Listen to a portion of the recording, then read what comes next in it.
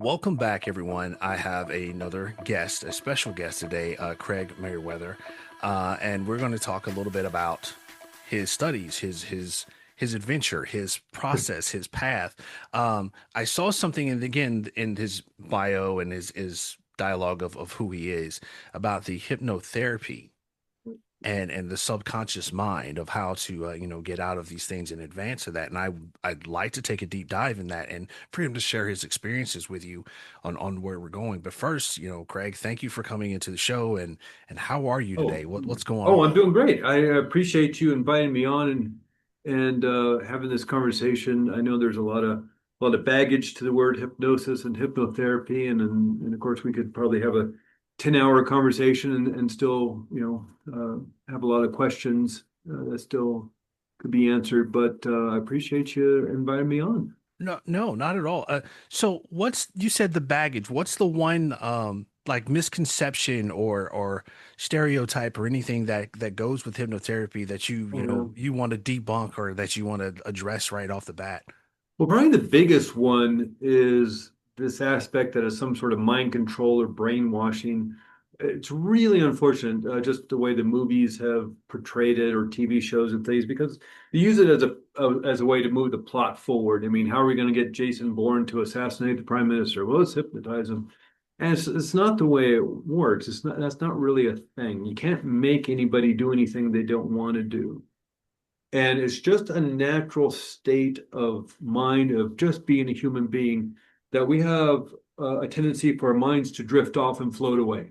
You ever experienced that? Maybe a meeting at work. Remember, maybe me, back in high school math class. I thought that was Um, uh, ADD or something. yeah.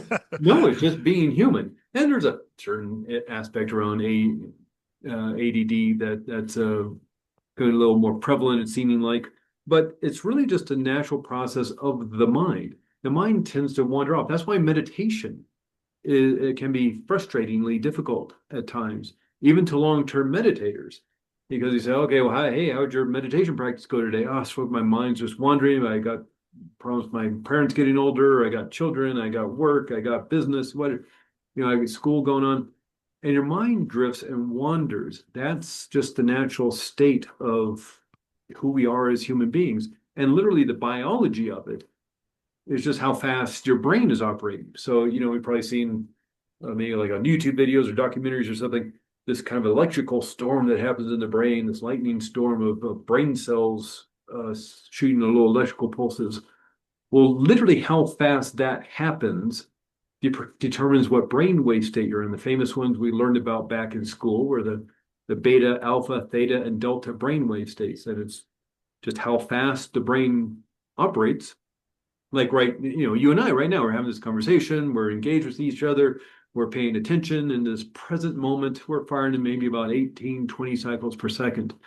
But let's say, I'm back in high school math class and I'm taking notes because it's going to be on the test. I got to do well on the test next week, but it's boring for me, and my mind just starts to drift off. Well, I literally have just slowed down my brainwave. Say, I start thinking about the weekend and going to hang out with my friends and how much fun I'm going to have, or the vacation I took 2 years ago, or whatever. When I start thinking about, my mind drifts off into la la land. Well, I don't. Everybody's still talking. The teacher's still talking. Kids are asking questions or whatever, but I'm not paying attention to it. I don't hear them. Well, my mind is literally just slowed down, or my brain is what I meant to say. My brain is literally slowed down, and I'm now in the alpha brainwave state. I've altered my state of consciousness. Just being back in high school math, being bored watching a TV show, being bored at work. Uh, your mind drifts off out of the present moment. You've slowed down your brainwave state into a more daydreamy state of mind. You've altered your state of consciousness naturally, just being bored. And then, that state of not really being asleep but not being really awake, I mean, kind of getting sleepier and sleepier. Well, that's the theta brainwave state. Now, in the alpha brainwave state, you're firing about 12 cycles per second, down from 18. So you move from the beta to the alpha brainwave state. Moving down to the theta, you're in a more state of, again, not really asleep, but not really awake either. You fire about 6 cycles per second. If someone falls asleep during that meeting at work or back in high school, they're firing about 1/2 cycle per second. But the teacher says, "Hey, Craig, why don't you come up here and do the problem on the board?" Now I jolt awake and I look around, everybody's staring at me, and now I'm really nervous. I'm embarrassed. I don't know how to do the problem. I wasn't paying attention. Well, now I'm stressed. Well, I'm firing about 30 cycles per second because I'm in the stress response. I've just altered my state of consciousness 3 or 4 times, just being bored in high school math class. That's the natural state of being human. And everybody does this multiple times a day.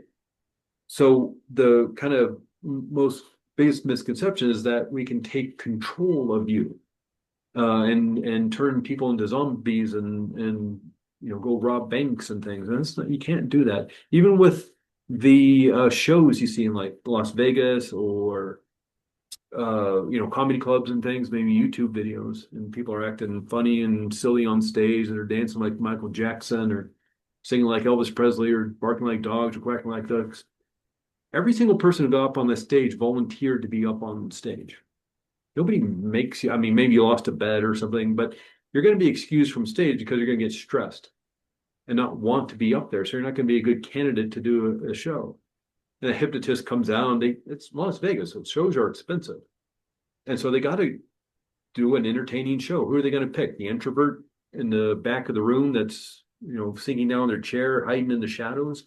Or are they going to pick the extrovert who's jumping up and down, waving their arms, saying, pick me, pick me. I want to do the show.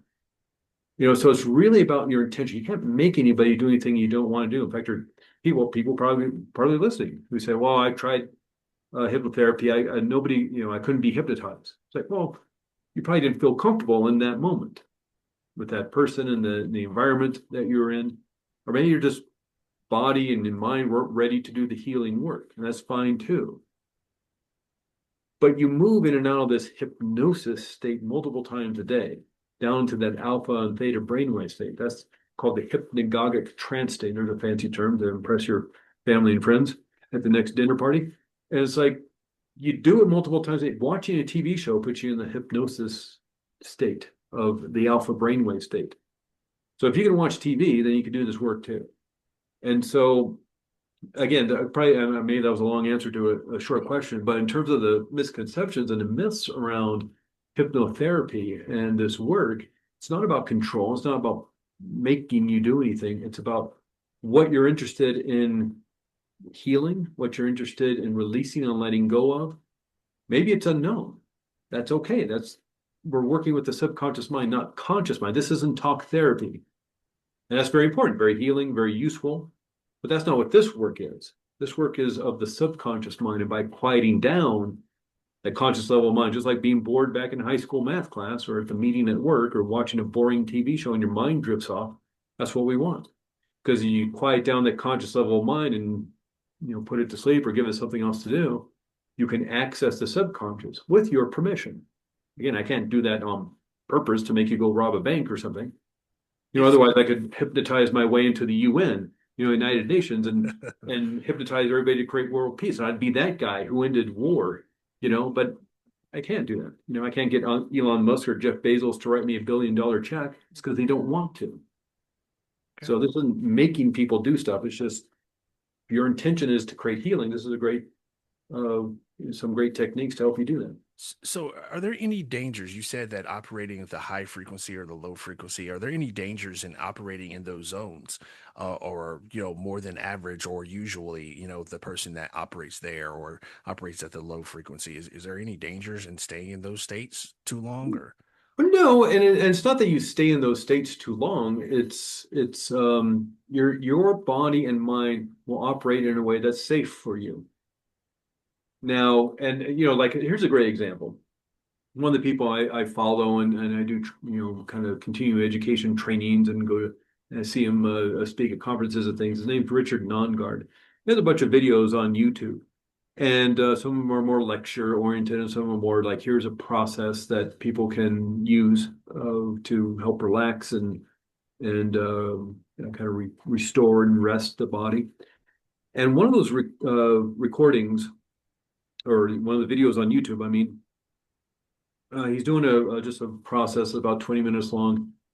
And at the end, he does like one of those traditional standard 1, 2, 3, 4, 5, fully aware and alert kind of endings. And as he's saying it, he says, and now I'm going to count from one up to five. And on five, you'll be fully aware and alert to return to consciousness and go about your day feeling peaceful, calm, and whatever he said. And this video has been out for a long time, like 10 years. It's got like 1 million views on it. Well, he's going through the end of the process. It's like one, coming back to being fully aware and alert. Two, feeling peaceful, calm, and gentle. Three, returning to this place of reality. Four, feeling wonderful, feeling calm, feeling grounded and centered. And I just appreciate everybody for being here and listening to this recording. If you have any questions, please let me know. He never says five in the recording.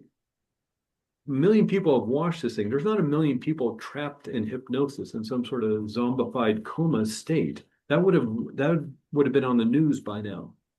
It's just Or he's people that came good. out of their state and they moved on with life. And they got on with their lives. Again, this isn't like some sort of taking control, like and making people bend to your will to rob banks and assassinate prime ministers of other countries and things. It's not what this is. It's just a relaxed state of mind and body. And when you're done with that process, I've had people in the middle of a session just like, okay, I think I've done the healing work. I think we're done. Because they're done. And it's like, okay, let's talk a little bit and wrap up and we'll be done. So, You tell me what you want to I mean, it's a shame that it doesn't work that way, but so do. what inspired you to get into this field? What was the transition that made you go hypnotherapy and just take that step into that direction? It was my own healing work. I struggled a lot with anxiety and depression as a teenager specifically, and this is in the 1980s to date myself a little bit. I'm there. And there's no internet.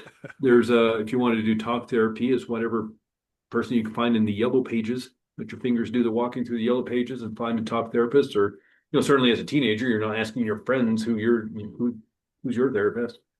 Whatever book you might find at the library, the bookstore. But again, as a teenager, you're not doing any of Right. that stuff. And even the SSRI drugs like Prozac and things, that didn't come out till the late 90s. And so in the 80s, I don't know, I just struggled through it. I didn't know any different. It's just the way I thought you were supposed to feel. But as I learned more about life, as I got older, I got a little bit wiser. In my 20s, I started working with personal development stuff. Like Tony Robbins was super, well, I mean, still huge, super huge. Mhm. Man, still doing arenas full of people. But he's becoming super popular in the early 90s with all his books, Awaken the Giant Within and all that stuff. And so I got big time in personal growth because I wanted to feel better. And one of the things that I started reading about in other people's books and articles and things was hypnotherapy. Like they say, okay, here's the 5 things you can do to change your life or to reprogram your subconscious mind. One of them is always hypnotherapy. I thought, well, these people I'm reading about and I follow their programs. They're always talking about hypnotherapy as a way to really clear out that trauma, that tension, that pressure, that hurt and pain. And as we get into later 90s, that Prozac's coming out, and that really opened up the discussion about depression. It was okay to talk about it on the talk shows, on Oprah, on Merv Griffin, on whoever, on the morning talk shows, Good Morning Cincinnati or Good Morning Houston or whatever. You could actually talk about it now. You can go to your doctor saying, "Man, I've been feeling depressed." I mean, walk out with a prescription for Prozac or Right. something. But the conversation was there now. And of course, the internet's coming out in the late 90s, of course, early 2000s. Yeah, we had our 14.4 modems that took 12 hours to download a picture, but we could have discussions online in the forums and things. And one thing that just kept coming up again and again was hypnotherapy. Hypnotherapy as these great tools and techniques, so different than talk therapy. Again, important, helpful, useful, but this is different. And it was a way to access the programming within the subconscious mind, maybe put there as a child with through something traumatic that happened. And it was a way to create healing and resolution and new programming to move forward. And so I was using it in my own life, and I became so fascinated with the healing I was doing and just consciousness and the subconscious mind that eventually I kind of pivoted later in life. I had the opportunity to kind of shift, and I got some great training to become a hypnotherapist, and been doing it ever since. It's kind of the short story of it, but it's just basically it's the idea is like I saw the healing that I created within my own life using these techniques. And hypnotherapy in of itself is like a umbrella term for a lot of different techniques and tools of the to use with the subconscious mind. But I saw the power of my own life, of the healing that happened. And just the more I studied, the more I read about it, and then I found this wonderful school to go to great training, and just one thing led to another. Now here I am. It seems like not only did you go on this journey in the process of what you're doing and how to preventative measures, what steps now with you being in the expert level that you are, what steps now if you hadn't taken the hypnotherapy, if you hadn't have put in the work, if you hadn't, like, you can see things now a little differently, you can process things now Yeah. differently. What parts of your life have you been able to prevent based upon the hypnotherapy and the work that you've done, and that you can see the little self or the old Yeah. self, like what steps have, like, those just blocked out? Well, it's like when you struggle with anxiety and depression, and you struggle for years, you may find ways of unhealthy ways of self-soothing.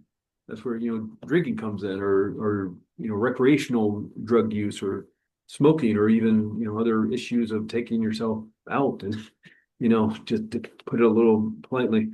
Um, and and by finding resolution to a lot of the hurt and pain I was going through, I didn't need those ways of self-soothing because they're easy. I mean, look, I mean, the better ways of self-soothing is going on a run, or going to a yoga class, or going to the gym, or going to the martial arts class, or playing music, learning, playing guitars. But those take time. It takes time to drive across town to go to martial arts class, or go to the gym, or go to spin class, or whatever the thing is. The reason a lot of us find shorter ways of feeling better, like overeating or snacking with sugary foods or carbs, or more intense things like drinking or drugs or things like that, is because you get the quick results of feeling better, the dopamine hit, the sugar rush, let alone the other aspects of it.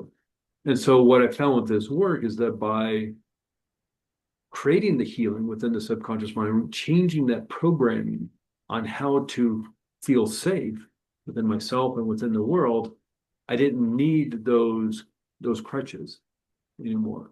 And may have saved myself a lot of years of distress and trauma through, you issues of drugs and drinking, and that path sometimes leads to when people struggle with anxiety and depression and other things. So it's just powerful tools. And what I find fascinating about this work is that I'm not here to fix anybody. And hypnotherapy in and of itself is not fixing anybody. You fix yourself. You heal yourself. Because who better to know what the problem is than you? And that's, I think, some of the struggle people find with talk therapy. Not to disparage talk therapy, I think it's very useful, very healing, very helpful. But you oftentimes are using that conscious level of mind to logically analyze a situation that may be behind the veil in the unconscious, to try to figure out why you're feeling like this, to have somebody else try to figure you out. But who better to know you than you? Who better to know what the actual problem is than you? Because that's what you're trying to protect yourself from. You already Right. know what the problem is. Yes, maybe it's in the subconscious mind, maybe it's in that filing cabinet within the subconscious mind, but the file is there. You know what it is. And the warning signals of anxiety or anger or stress or fear, warning you that there's danger in your life, because we're out, hiking in the back country of Alaska, and we turn the corner and there's a grizzly bear there. Yeah, we're going to get some warning signals of anxiety and fear right away. Good. Right. We need that, and we immediately want to run and hide and protect ourselves. Or the rattlesnake in the desert, or whatever, maybe fire coming towards your house or something, wildfire. Yeah, we want that stress, anxiety, that warning signal that we need to protect ourselves and get to safety. Well, kind of the problem with being human, not a problem, but one of the aspects of being human, it's a better way of saying it, is the mind can't tell the difference between what's real and what's imagined. And so sometimes, and this is most noticeable to say when somebody's having a nightmare in the middle of the night, it may be very realistic. Maybe there's a veteran having a PTSD dream about being back in combat, being back in war, getting shot at. I mean, how frightening is that got to be? Even though the war their war was 30 years ago. They're safe and sound in bed, and yet the body will turn on the stress response because they think they're back in war. Or it can be something super ridiculous and super silly and stupid, like a cheeseburger is chasing down the street, throwing coconuts at your head. It's dumb. It's never going to happen. Either scenario, it's not going to happen because you're safe and sound in bed, but your mind thinks you're under attack. And even during deep sleep, will turn on that stress response. The brain creating adrenaline and cortisol to dump into your bloodstream. Your heart's racing to get it to the big muscle of your arms to fight the big muscle of your legs to escape, because it has this safety protocol of shoot first, ask questions later.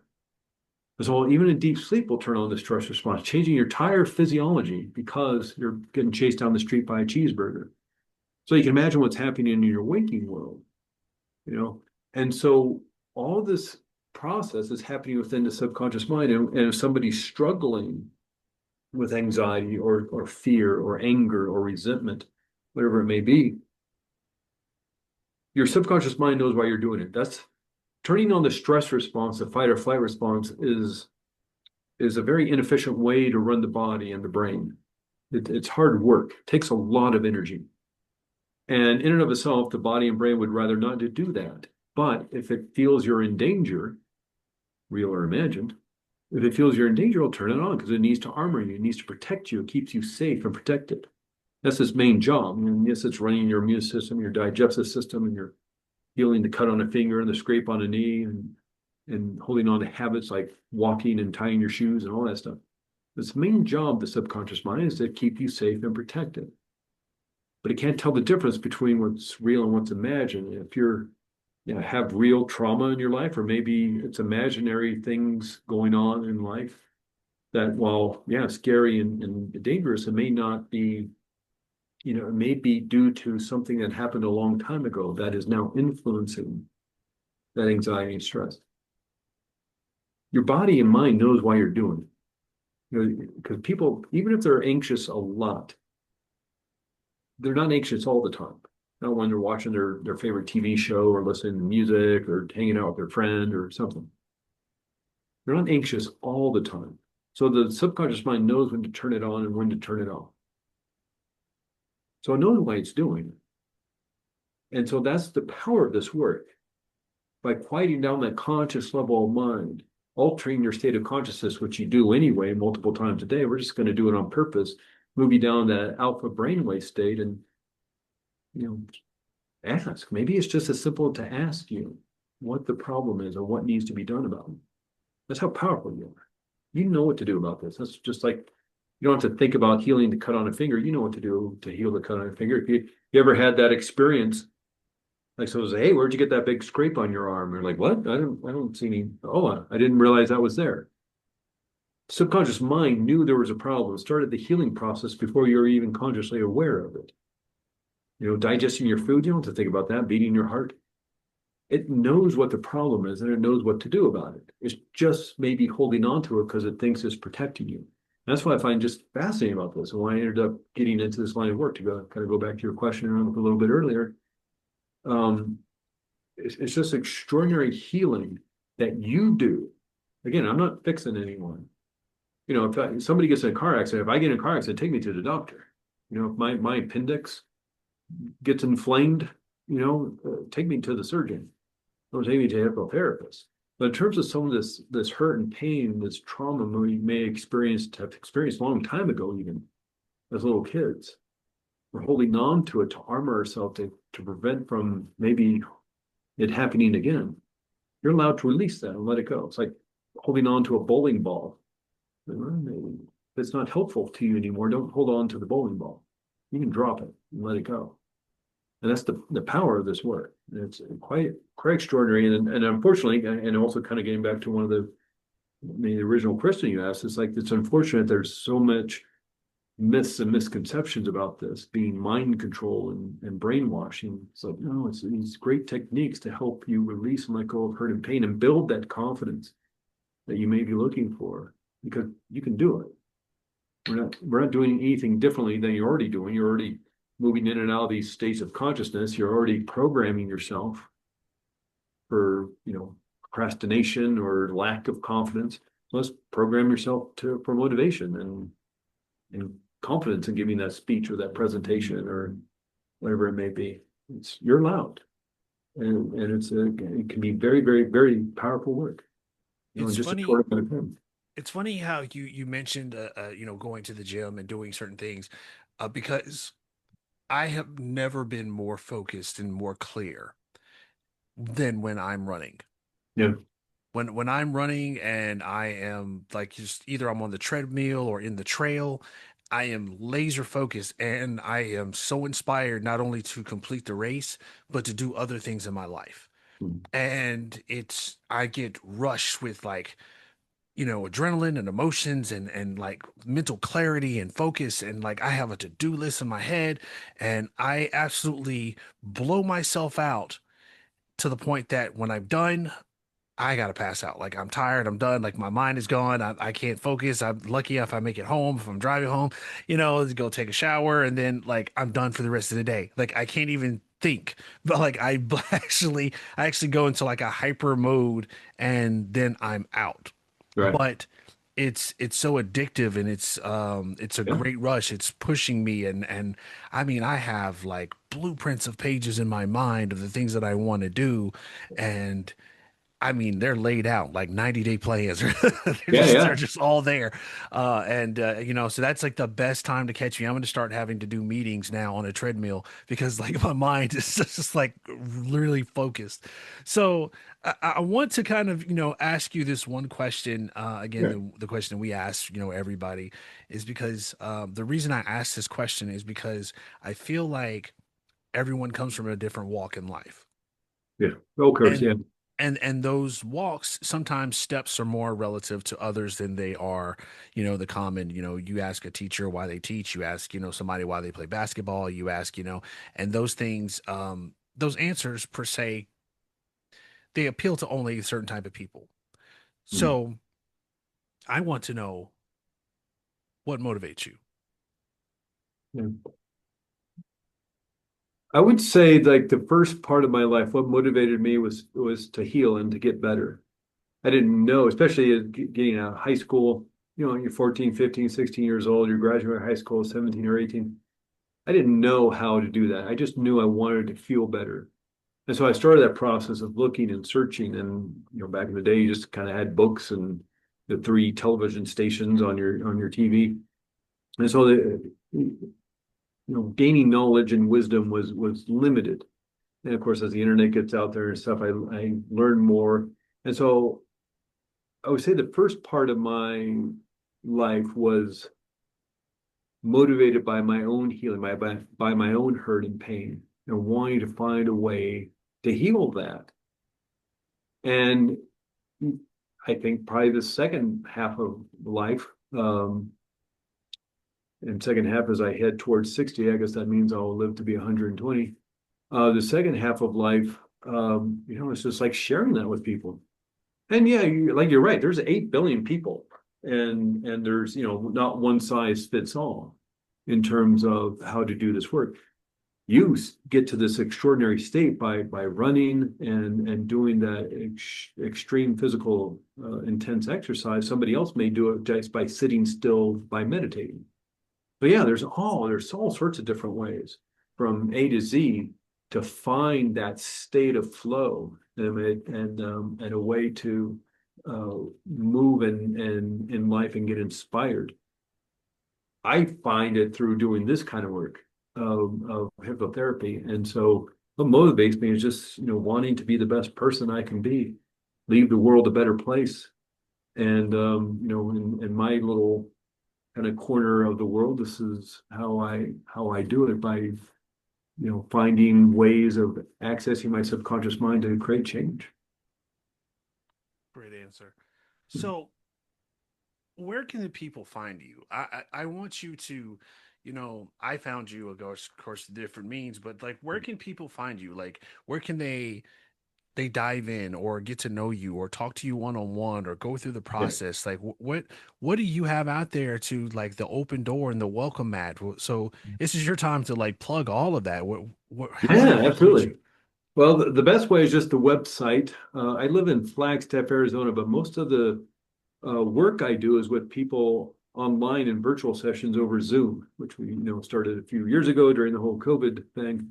Right. And whether it's talk therapy or relationship counseling or life coaching or hypnotherapy or doctor's appointment, what research has shown is Zoom sessions work as well as in person. And in fact, there's some research that shows Zoom sessions work better than in person because people feel relaxed and comfortable in their homes. And then when they're done with their appointment, they're at home already. You don't have to drive across town. And so I've been working mostly over Zoom sessions. And so even though I live in Flagstaff, Arizona, I work with people around the country and around the world. I worked with somebody recently, professional basketball player in Iceland. I worked with somebody in Tahiti um, who was on vacation. He was American, but it's like, it's works very well because again, I'm not here to fix anybody. And so the name of the practice I started is called Arizona Integrative Hypnotherapy, which is a mouthful. But if you just went to Google and typed in Flagstaff hypnosis, you would find my business there, Arizona Integrative Hypnotherapy. Got a YouTube channel, but there's those are the ways to find me and my email address or phone number. And I'm happy to talk with you if you want more information about this stuff and how hypnotherapy can help with the specific changes you want to create. And whether email or call in or Zoom call or whatever, I'm happy to answer your questions. Well, Mr. Craig Meriwether, thank you very much for not only gracing me with time, but educating me a little bit more about, hypnotherapy and the healing benefits and the aspects of it and the possibilities. So now I'm going to be looking at all the Hollywood shows, scratching my head now, and Yeah, I'm a huge Marvel comic fan, yeah. and now I just ruined the Winter Soldier plot for me, Oh but no, sorry. it's okay. No, but I greatly appreciate it, and I think you're doing wonderful work, Well, and thank I you. want to support that as much as I possibly can. So if anyone's out there, reach out to Mr. Craig Meriwether, and he'll be happy to take care of you. Yeah. So thank you very much. Any final thoughts and comments? Well, you know what? One thing I like to leave with people is what you practice, you get better at.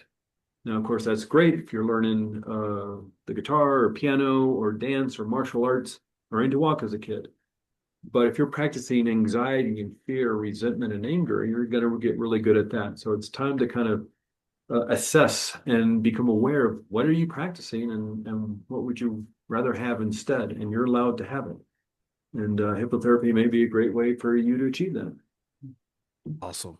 And we practice here the whole 24 hours better mindset.